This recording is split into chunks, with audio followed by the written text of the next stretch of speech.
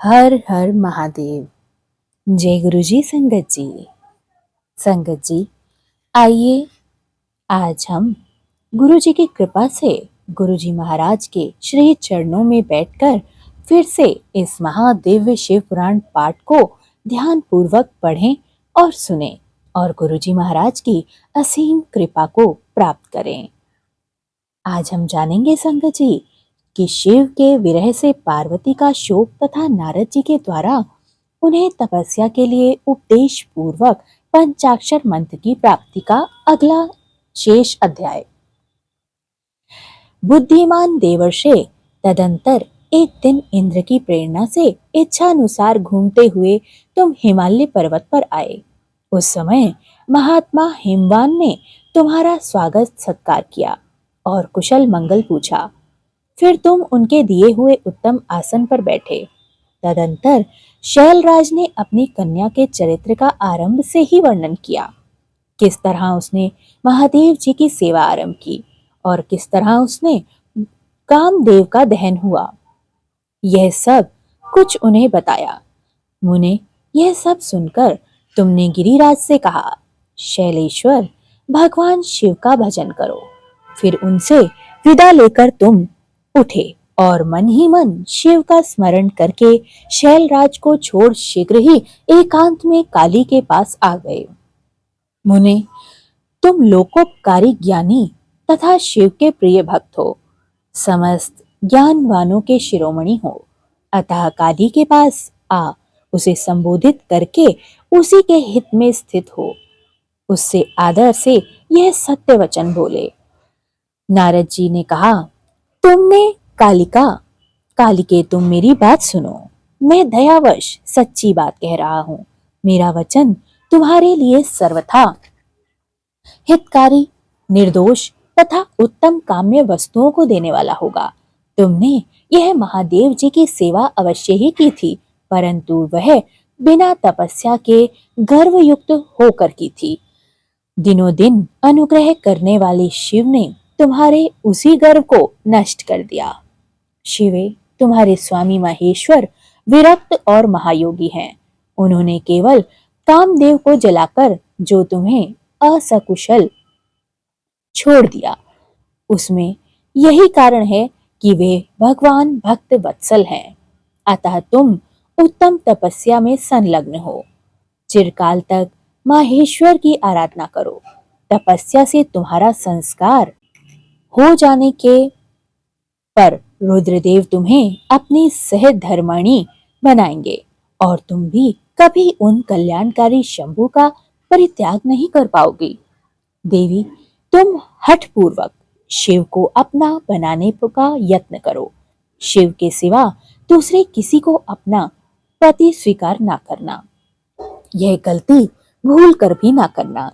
ब्रह्मा जी कहते हैं, मुने, तुम्हारी यह बात सुनकर गिरिराज कुमारी काली कुछ उत्सल हुई और तुमसे हाथ जोड़कर प्रसन्नता पूर्वक बोली।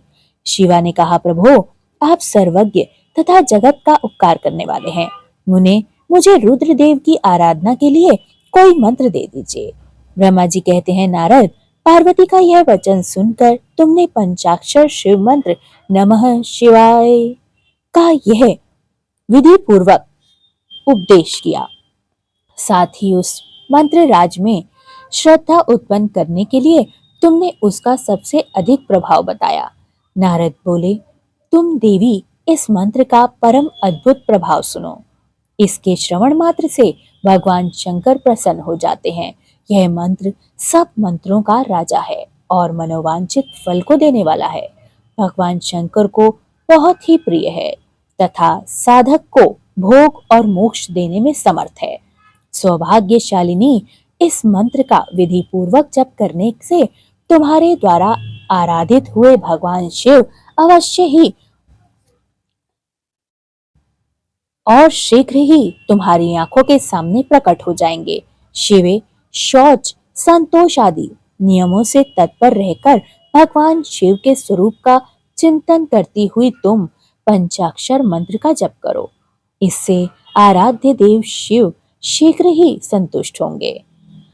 साध्वी, इस तरह तपस्या करो तपस्या से परमेश्वर वश में ही हो सकते हैं। तपस्या से सबको मनोवांछित फल भी दे सकते हैं, अन्यथा नहीं। ब्रह्मा जी कहते हैं, नारद, तुम भगवान शिव के प्रिय भक्त और इच्छानुसार विचरने वाले हो। तुमने काली से उपयुक्त बात कहकर देवताओं के हित में तत्पर हो स्वर्गलोक को प्रस्थान किया। तुम्हारी यह बात सुनकर उस समय पार्वती बहुत प्रसन्न हुई। उसे परम उत्तम पंचाक्षर मंत्र प्राप्त हो गया। श्री इस तरह जाप करके उन्होंने सभी मंत्रों को सिद्ध किया। हर हर महादेव। जय गुरु जी। संगत जी, कृपया पाठ को अंत तक ध्यान से सुना कीजिए, क्योंकि इस पाठ में संपूर्ण वो ज्ञान विद्यमान है जो हमारी बहुत सी ज्ञानेंद्रियों को उज्जवल कर सकता है, प्रकाशमान कर सकता है, जो हमारे अंदर एक दिव्य ऊर्जा का प्रवाह कर सकता है और गुरु महाराज की असीम कृपा हमें प्राप्त हो जाती है, क्योंकि जो गुरु ने कहा वही करना है। गुरु जी कहते थे, शिव पुराण पढ़िया करो। एक बार विच समझ नहीं आती, लेकिन तीसरी बार जरूर समझ आती है। आगे समझ आए या ना आए, आपको महाराज की सेवा और उनकी कृपा प्राप्त करने के लिए पाठ को अंत तक ध्यान तक से सुना कीजिए और गुरुजी महाराज की, भोलेनाथ की कृपा प्राप्त कीजिए। हे प्रभु, यह पाठ पढ़ने और सुनने वालों के समस्त परिवारों का कल्याण हो, समस्त सृष्टि का कल्याण हो, समस्त जीव जंतु और समस्त प्राणियों का कल्याण हो, समस्त पितरों को संतुष्टि और संतुष्ट स्थान प्राप्त हो। हे प्रभु, जिस जिस घर में यह पाठ पढ़ा या सुना जाए, उस घर में कभी धन धान्य की कमी ना हो, वहाँ कभी काल प्रवेश ना कर पाए, उस घर की संतान हमेशा सुख समृद्ध व बुद्धिमान हो। जय गुरु जी, शुक्राना गुरु जी, हर हर महादेव। सर्वदा भला गुरु जी, भूल चूक माफ महाराज।